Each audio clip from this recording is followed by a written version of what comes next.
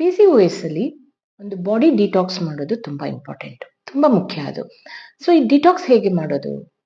ನೀವು 15 ದಿವಸಕ್ಕೆ ಒಂದ್ಸಲ ಒಂದು ಫ್ರೂಟ್ ಫಾಸ್ಟಿಂಗ್ ಮಾಡ್ಬೇಕಾಗತ್ತೆ.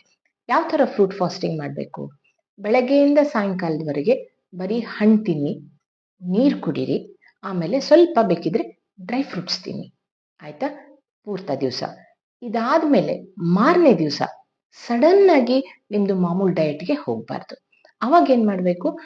ಎರಡನೇ ದಿವಸ ಗಂಜಿ, ಆಮೇಲಿಂದ ಕಿಚಡಿ, ಪೊಂಗಲ್ಲು, ಆ ತರ ಸ್ವಲ್ಪ ಲೈಟ್ ಫುಡ್ ತಗೋಬೇಕು. ಮೂರನೇ ದಿವಸ ನಿಮ್ದು ರೆಗ್ಯುಲರ್ ಡಯಟ್ ಫಾಲೋ ಮಾಡಬೇಕು. ಇದು ಫ್ರೂಟ್ ಫಾಸ್ಟಿಂಗ್ ಒಂದು ಮೆಥಡ್. ಸೊ ಇದೇ ತರ ನಿಮ್ಗೆ PCOS ಬಗ್ಗೆ ನೀವು ರಿವರ್ಸ್ ಮಾಡ್ಕೊಳ್ಳೋದಿದ್ರೆ, ಬೇಗ ರಿವರ್ಸ್ ಮಾಡ್ಕೊಂಡು ಬೇಗ ವೆಯ್ಟ್ ಕಮ್ಮಿ ಮಾಡ್ಕೊಂಡು ಬೇಗ ಬೇಗ ಪೀರಿಯಡ್ಸ್ ಆಗೋ ತರ, ಹಾಗೇನೆ ನಿಮ್ಮ ಫಲವತ್ತತೆ ಹೆಚ್ಚೋ ತರ ಮಾಡ್ಕೋಬೇಕನ್ನೋದಿದ್ರೆ ನನ್ನ 90 ನಿಮಿಷದ ವೆಬಿನಾರ್ ಜಾಯಿನ್ ಆಗಿ